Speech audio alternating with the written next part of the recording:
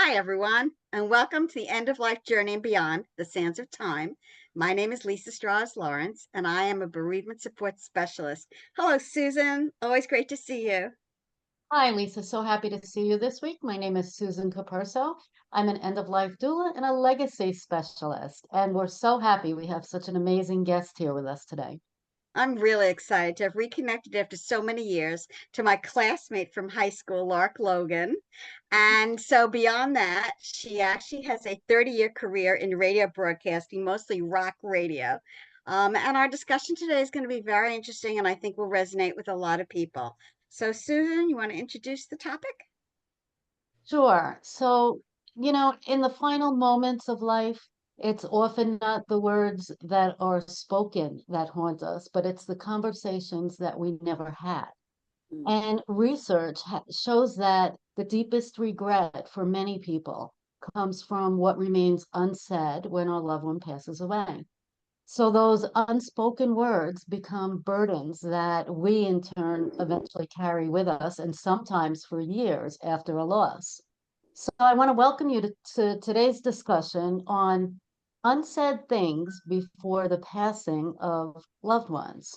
And I'm joined by a special guest. We're joined by a special guest today, Lisa and I, who specializes in end of life communication. And it's a journey that none of us can avoid. And as every person will experience death, we know that, death of loved ones, and ultimately face our own mortalities. When families have the opportunity and courage to speak openly at the end of life, and this is a challenge for me as an end of life doula to have families focus on that open and honest communication. But studies show that it actually brings relief, it creates more peaceful interactions, and it helps everyone find greater readiness for what lies ahead. Yet, despite these benefits, the conversations remain among the most difficult that we have ever had or seen in our past. So today we're going to explore why these conversations matter, what prevents us from having them, and how we might find strength to say what needs to be said before it's too late. Because in the words of researchers who have studied this field for decades, true regret comes from what is not communicated at the end of life. Ooh, So, welcome, Lark, and thank welcome you. again, Lisa, today. And let's dive deeper into this conversation, a very important one. Wow, that's a huge topic, and it really, well, I'm still going through all of that with the loss of my mother, and I'm just digesting everything you just said, Susan. I didn't realize it was such a huge topic. That I guess there's studies on it, as you said. Wow, that's a lot. You know what it is, Lark? I think that often, of course, we're not thinking about it in advance. And what Mm. happens is in our grieving process and in our mourning over the years, it's a regret that the living now has. Why didn't we finish that conversation? Why didn't I tell her how I really felt? Why didn't I? So we're living with this and surrendering and letting go of things to human beings is just difficult to begin with. That's a challenge to begin with. Well, I, Or may I say, why didn't they tell us? Okay. that's yeah, Okay. that's the issue. Yeah, That's the rest of it. yeah. Okay. Lisa and Because I had this conversation. I'm an only child. Um, was extremely close to my dad. My dad passed away about 11, 12 years ago, but we always had very open conversations. He was very non-judgmental. All he wanted me to do was just talk to him, how my life was going, etc. So, and if he disagreed with me, which sometimes he did, he always respected the fact that I had the conversation with him. My mother, on the other hand, was very rigid in her expectations. Um, she started out as a 4-year RN and as a surgical nurse and private duty. And then she got her PhD in health education and went on to teach in the Belmore Merrick school system. So she valued things, at least it was my perception, with how many letters you had after your name. As a kid, I was extremely intrigued by her medical books, her nursing books. I started looking at them when I was like 6 or 7, and she didn't realize that. And then when she saw that I was doing that, she kind of freaked out because she thought the pictures in there from surgeries and all would like scare me, but they didn't. So I started dissecting things at an early age and showed an affinity for biology and all things eventually surgery. Even in college, my biology professor told me I had the hands of a surgeon with all the dissections I was doing. So I was in that direction. I went to college to eventually become a cardiothoracic surgeon. That was my doing, but it was heavily influenced by my mother. It was in my junior year in college at Tufts University. I was doing a radio show on the campus station that broadcast throughout the city. And long story short, 2 major radio stations loved what they were hearing, and I was invited to audition for one of them. The first one I really wanted to go to, that fell through because the program director got transferred to a sister station in Chicago. So I went ahead and auditioned for this AM station, and to my shock, they hired me on the spot in a major market radio station. It's something that doesn't happen. Most people start like in Okefenokee, Arkansas, and hope they can make it to a top 20. Boston is top 5. Next thing I knew, I'm a 21-year-old kid making a ridiculous salary, doing something that was just fun, which fell in my lap, and it became a 30-year career. As a result of that, the responsibilities for that clashed with my pre-med studies. There was no way I could finish my senior year with the demands of the radio. So with my father's permission, because I talked to him, Dad had a huge background in media marketing and advertising. So he understood how media works. He knew that what happened to me doesn't happen. So I had his permission to leave Tufts at the end of my 3rd year. He told me I would prefer you finish. He says, but this opportunity that came your way is not going to happen again. Tufts has been there 300 years. It'll be there another 300 years. If you want to go back, you go back. My mother, on the other hand, that did not go well. And she held that against me for the rest of her life. Up until that time, we had a great relationship. She was an awesome mom, did double dutch with us as kids, blah, blah, blah. But because I didn't finish Tufts, despite the fact that I had an amazing career, have always been able to take care of myself, did very well financially, never needed anything from my parents. My dad would send me a check and I'd send it back to him and say, Daddy, I don't need it, that kind of thing. Because I didn't have a gazillion letters after my name, I was like worthless, and despite the accolades, the awards, recognition by the Massachusetts State Senate for outstanding media and contributions to, working with kids, she still always held that against me. What I didn't know is she sang my praises to her friends and whatever. And it was until after she died. I mean, we would have horrible knockdown, drag out arguments. We fought like cats and dogs. And there are times that I've driven down from Boston because, she was elderly, still in decent shape, but then we'd have such a horrible argument. I literally got back in the car and drove another 6 hours back home. I wasn't going to stay. But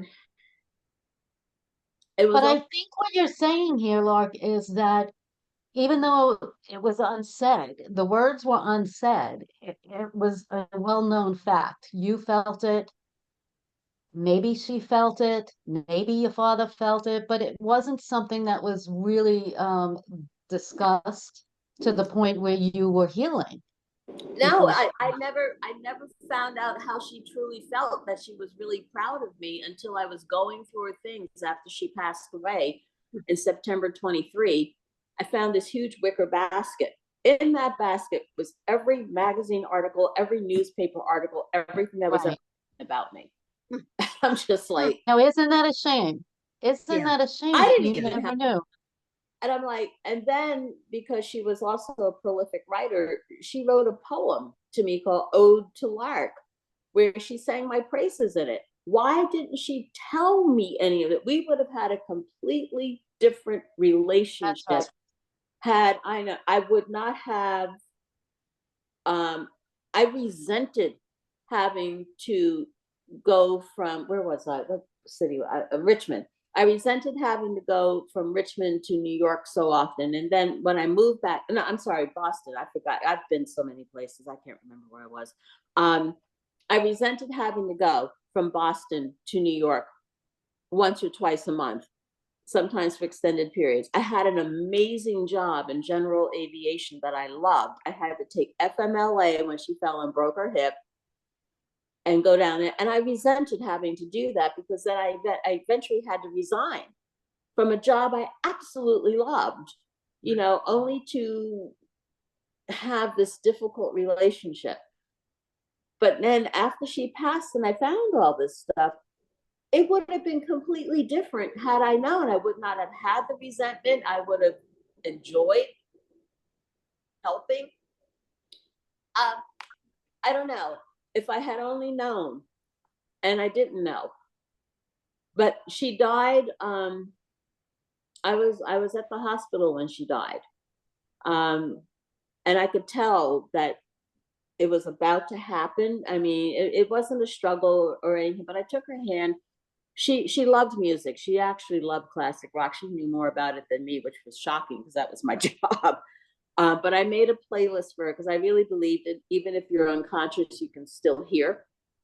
So I had a favorite playlist, but I talked to her and I said, Mom, I love you. I just wish we had gotten along better. I forgive you. I said, just know I've been happy. And I told her this, I'm holding her hand. I said, I've always been happy. I've never wanted for anything. Yeah, the divorce sucked, I said, but I just wish that you could have been happy that I was happy. And she squeezed my hand. Mm. So I have to believe that she got that. And I told her that I forgive her. And I just hope that she could forgive me. Yeah. And then she died. Yeah. It was like right after that. Then she let go. Yeah. Yeah. So I get this untold stuff. I really identify with this because I think Susan and I have also talked about my grandmother and the same thing and the expectations that my grandmother had. I had to live up to somebody who wasn't even around anymore, and that was my biological mother. And I felt terrible that I was not the daughter that she lost and that I had to be something else. And all my life, I was always trying to be loved by her. And afterwards, people would say to me, "Oh my goodness, she was always so proud of you. She was always saying how smart you were." Never, never said that to me. Never. And I always felt that I could never be what she wanted me to be. I could never be, and it's heartbreaking because I identify, and we're both only children, by the way. So I identify with that kind of pressure and to feel like that, that you didn't get what you deserved to get. And that was the acceptance of love of somebody who, you were brought up with, you love them. It breaks our hearts. It does. It breaks our hearts that people don't. It's unfortunate for both of you, though, to have gone through this because, in a sense, as adult women, mature adult women, and smart women, the two of you, you've lived with that and you've carried it over the years because it's coming out very emotionally with you both today, which means you really haven't let that go. And it's hard to let things go when they're with you every day.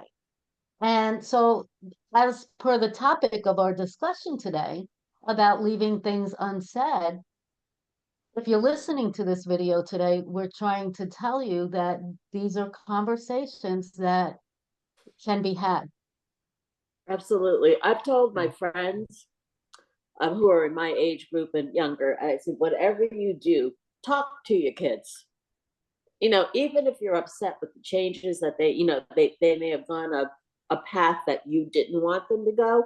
If they went on that path and they're happy, or if mistakes were made, it's their call, but still respect that and just be there, unconditionally.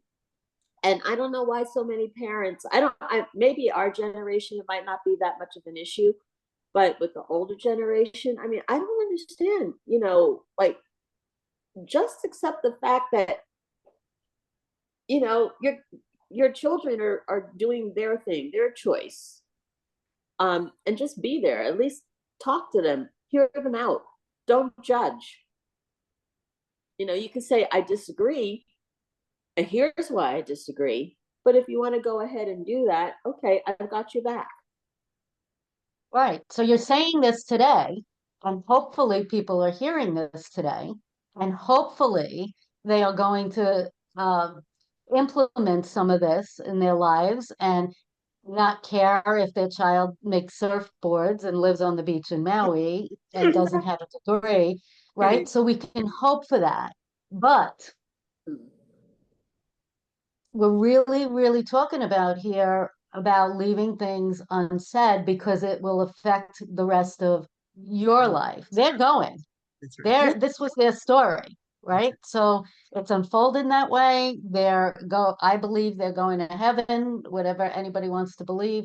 And they're okay with their choices right now. They're living a much better life. But it's for those of us that are left behind, like you said earlier, the whole trajectory of your life could have went a different way. It would It have could been have been totally more peaceful along your road. And instead, you were filled with all of these things because conversations were left unsaid. They manifest and come out in you in different ways, whether that's insecurity or shame, or I mean, there's a million different things, right? That are things in our childhood affect us. But it's important to have these conversations, I think. Really important, because then their life will come full circle. They'll hug you, they'll hug, but it's not working with end of life clients, though. It's important not to do this when they're transitioning at their last stages, when they're not speaking or thinking as clearly as they did prior to that. So it's important to start talking about these things beforehand. That's true. That's very, Yeah, very true. yeah, Uh, yeah. And Lark's not a parent, but I'll tell you from a parent perspective, your children do go in different directions than you might have thought, and they have different maybe values and different expectations and things.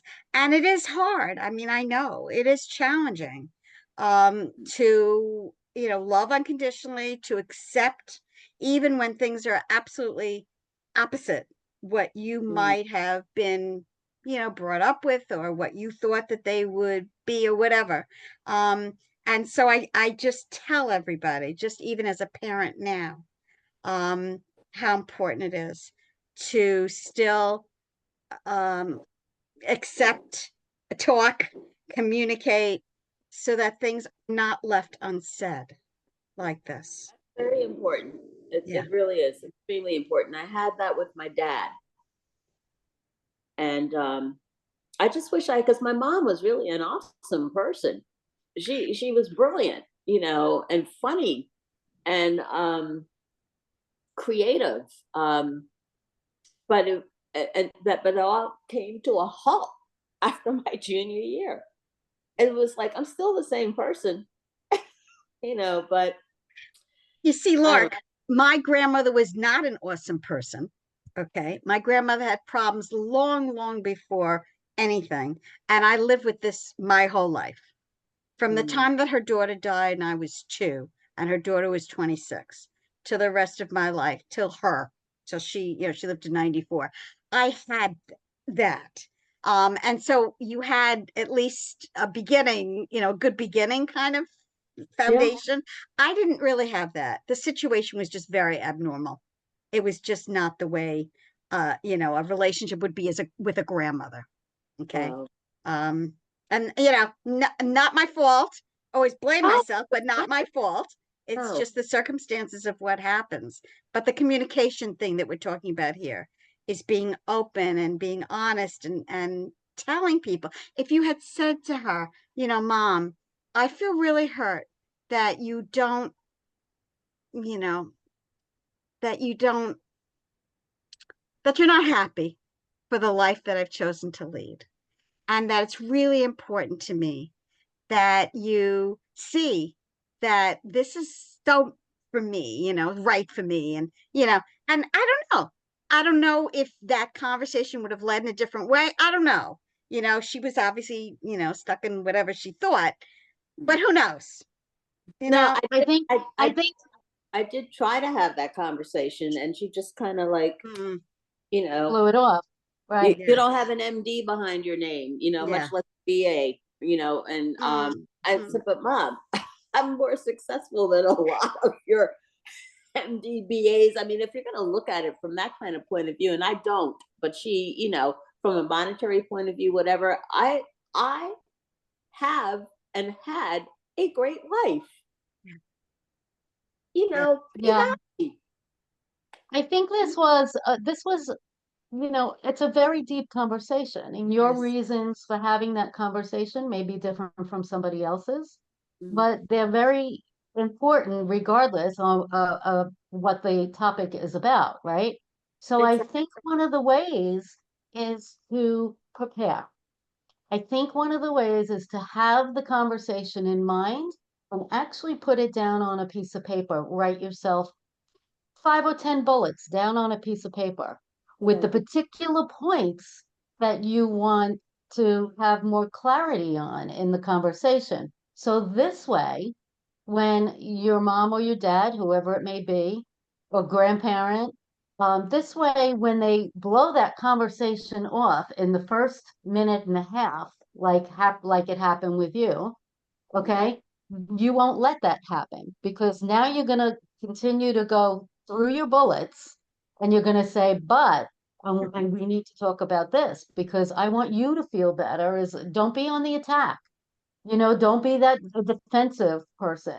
Frame it in such a way that they don't feel like they're being attacked, of course, but so that you both get closure and that you could both love each other better in a softer, more gentler way. And I think if you have this guideline with you and these different points you want to talk about, then even if it goes off topic, you can keep bringing the conversation back. That's a really good idea. It is. It Writing is. bullet points. That's a great Yeah. idea. Yeah. Especially when you're emotional. It's really hard to put Oh yeah, everything you lose your together. thoughts. Yeah. Yeah, you lose your Yeah. thoughts, the emotions, all different emotions come out because now you're thinking about another specific incident when she threw you out of the house or, and and you're just going to get crazy in your own mind. So be as clear as you can.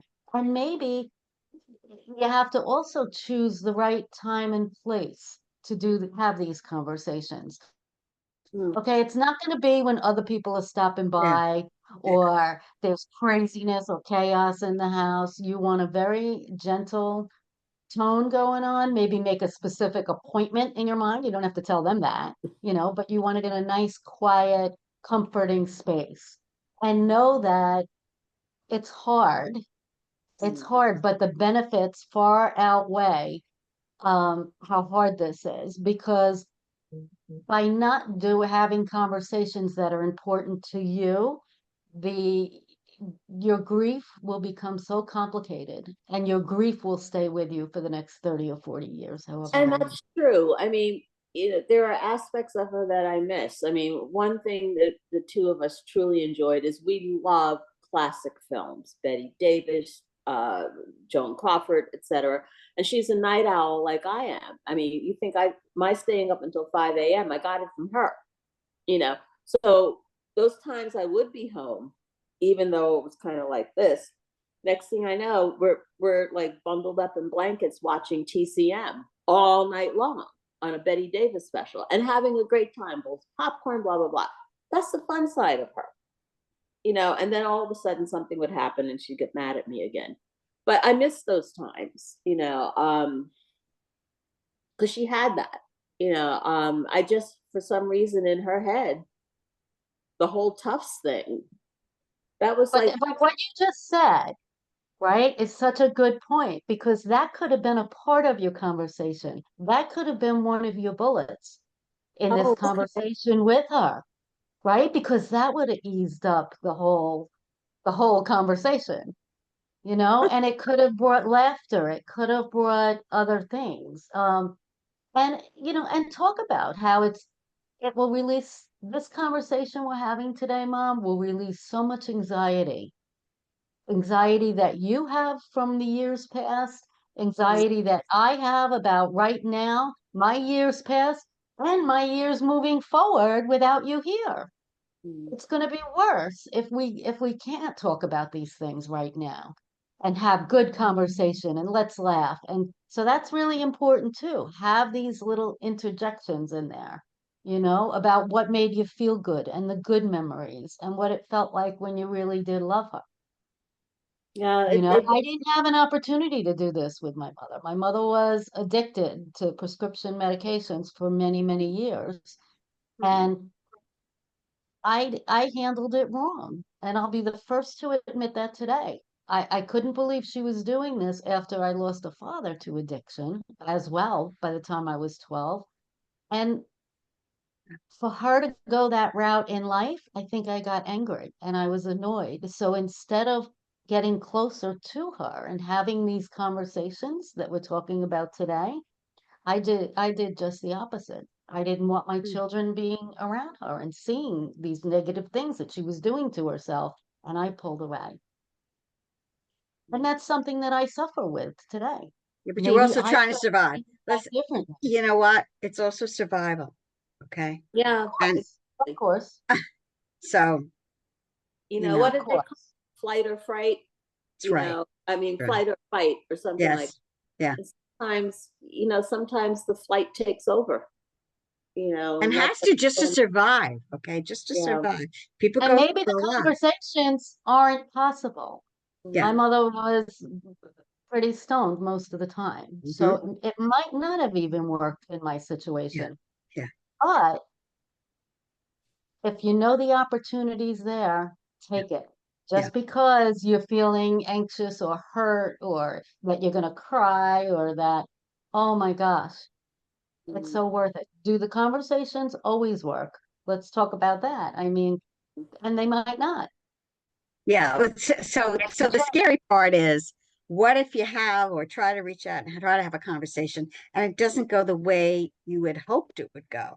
And then does that make it worse because now it's like an open wound, you see? That's scary. It really is. What if they don't respond the way you need them or want them to, or, you know, But I think it's also a release in a sense. It's a surrender in a sense. It's letting go and knowing, even after they're gone, that I tried. I gave it my best shot until the very end. And Mhm. I tried, and if it wasn't embraced or accepted, well, then that's on them. At least you tried. Yeah, that's a very good point. Yeah. Yeah. That I like the way you just said that. If it doesn't go that way, then it's on them. You tried. Yeah. And you can live with yourself in a better way, a more peaceful way, Yeah. because you did try to resolve this and help her come full circle. And of course, the benefit's going to be there for you, you know? So that goes both ways, for the child to the parent and the parent to the child. Okay. That's right. Because parents can reach out to their children and it can fall on deaf ears when they try to explain something, or, and it's scary. It is, because then what if it makes it worse? How about that? What if it makes it worse? The relationship gets worse because they've now said honest things. What happens You know, then? I have a strange example, but I to give you right now, but I'm thinking a lot of people will resonate Okay. with this in some way, shape, or form. It was my mother-in-law, who I thought was best mother-in-law in the whole world, right? We really had a good relationship.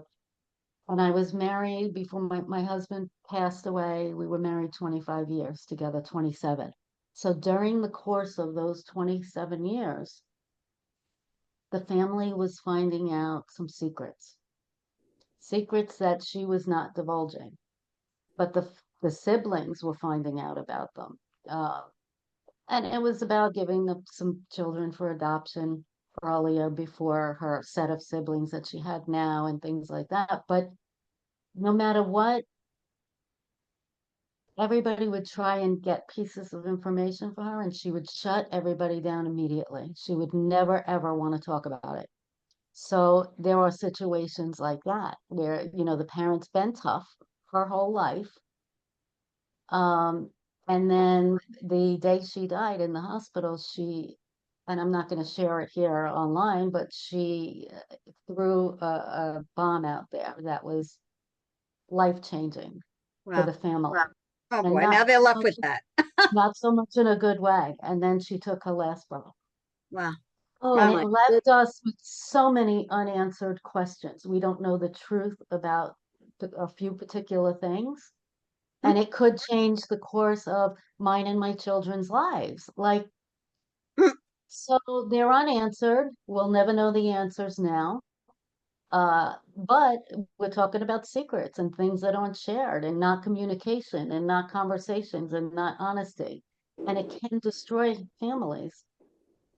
Yes. That's Well, so hard that to have a bombshell dropped and then they go Mm. and you're left like, what?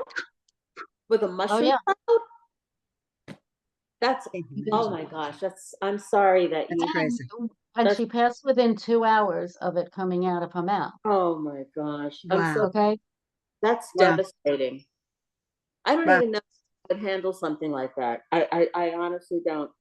Yeah. It's been tough, but I also had to learn about being more grateful for things and letting go of things. And I love the word surrendering. I Yeah. love the word surrendering because I'm not going to have that closure with certain people in my life, and that's okay.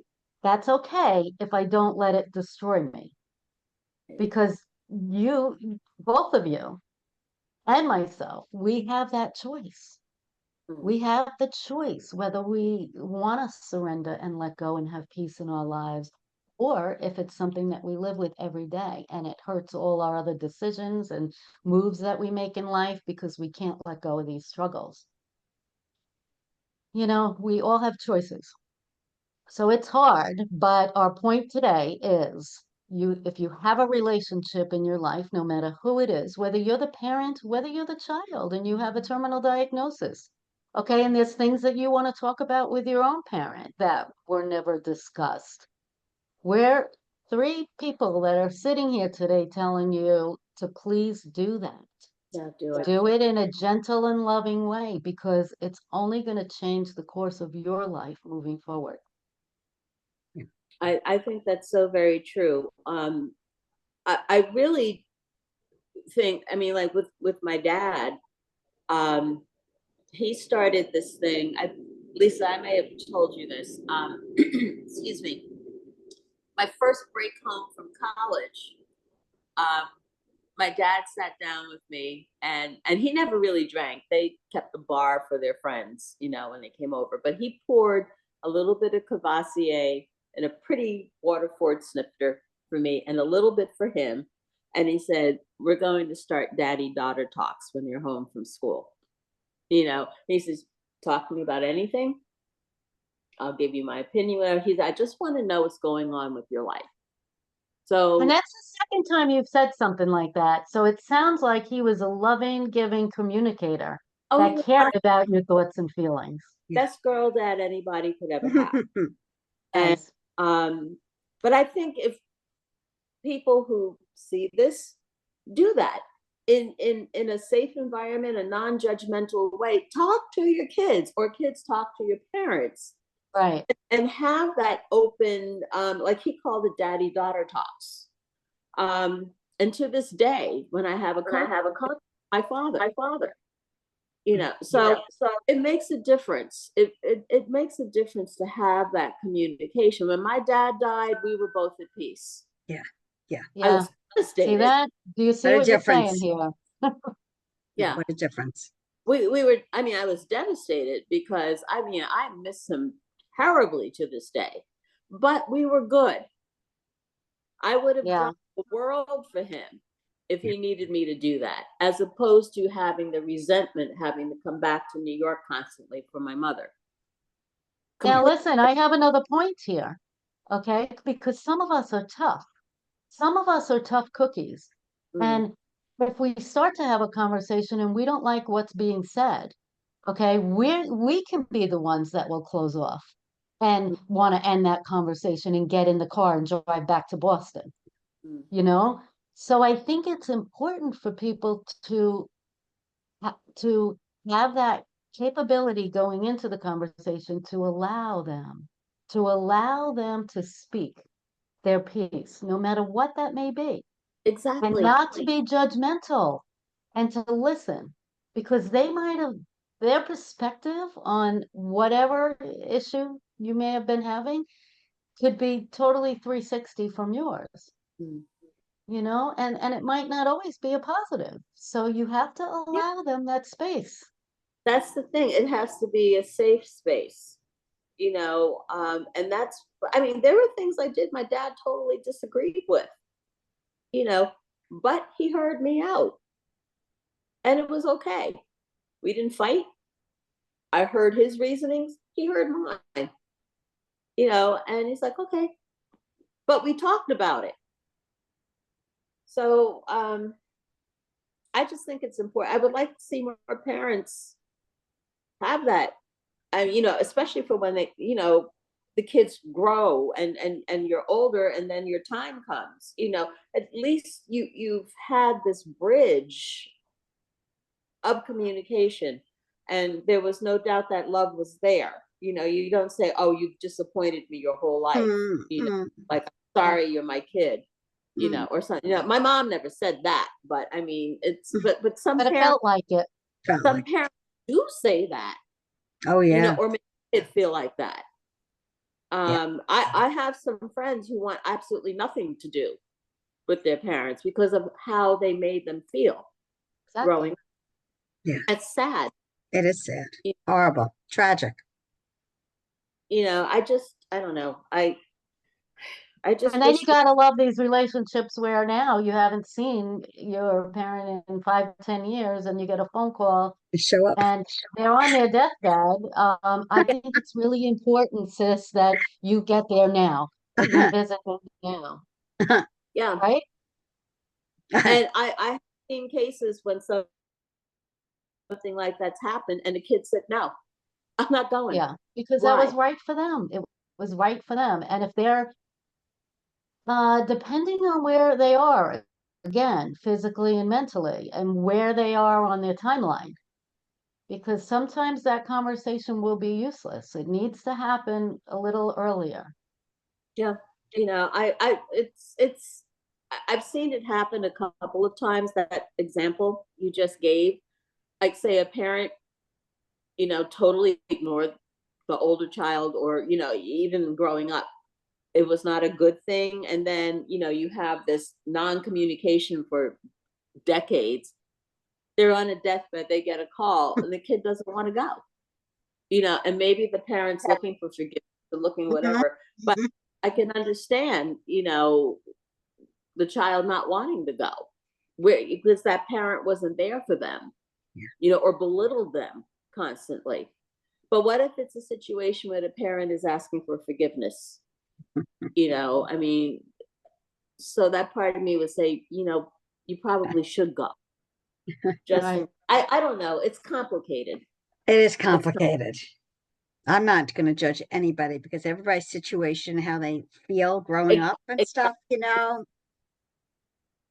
It's After different. all those years, to really be expected to just say, okay, whatever happened all these years and however you made you feel is, it doesn't matter, you know, just because you want to be, it's very selfish, really, just because you want to be forgiven. That's the word. Yes, it is. No, That is self. sorry, it is. That is.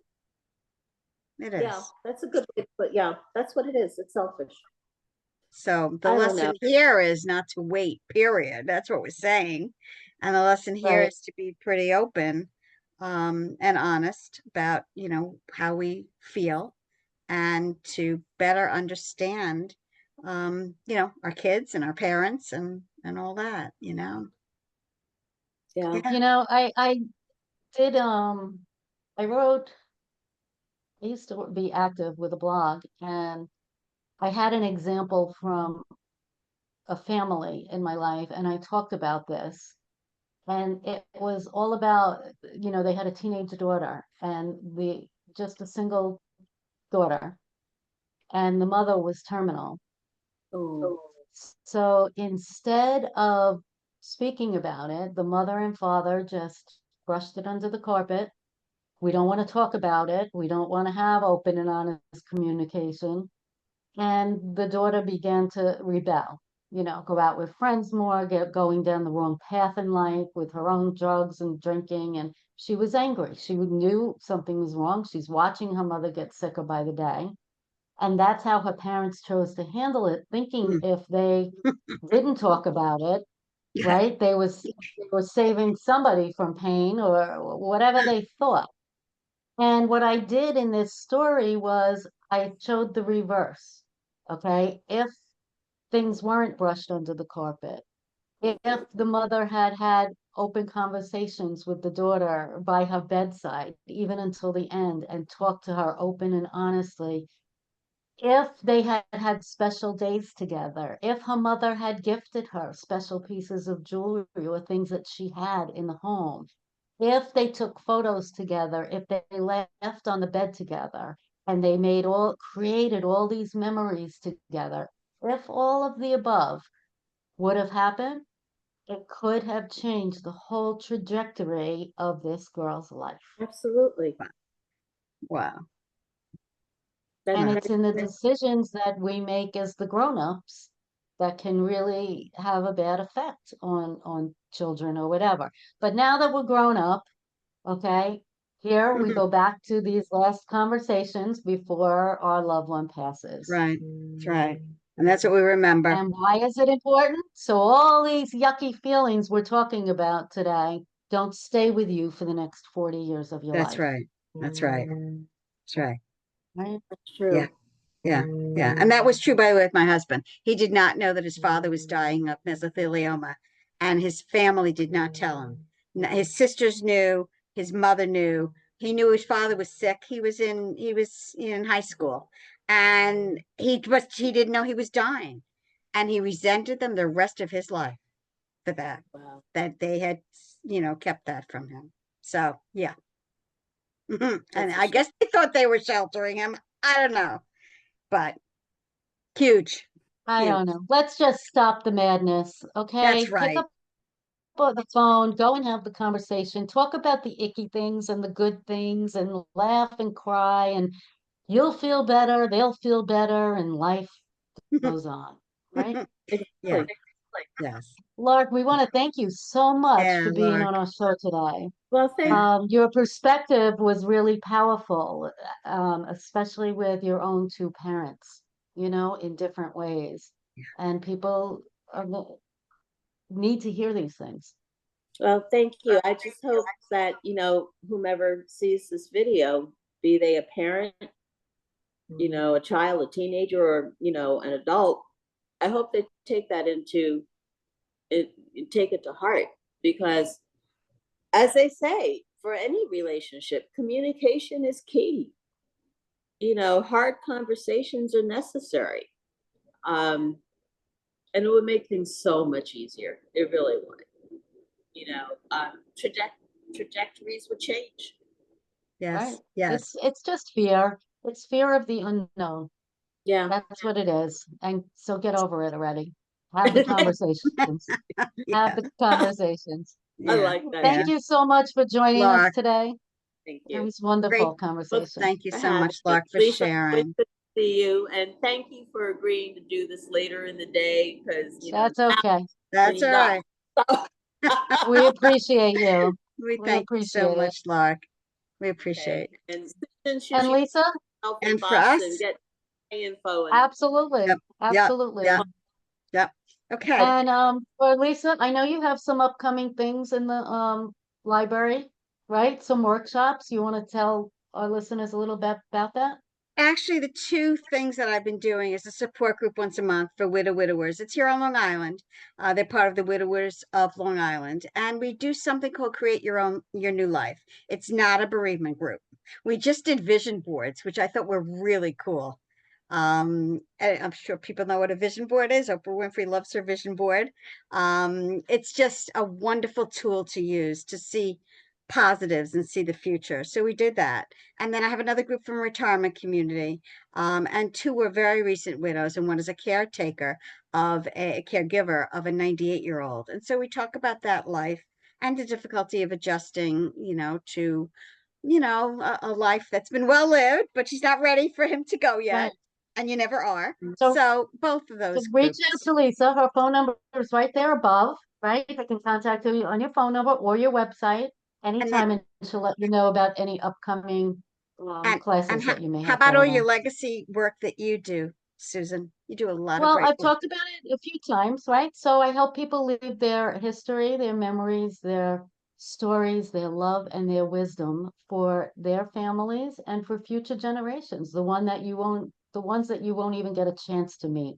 Yeah. This is a really good project, especially for grandparents now who have those beautiful 5 and 6-year-old grandchildren who they adore and they spend so much time with, but yet how much will they remember a little bit later on, the grandchild? So it's important to get these things in writing. So I offer 6 different projects from Great. books to audios to videos, and contact me anytime. My number is right there, and I could tell you about the projects.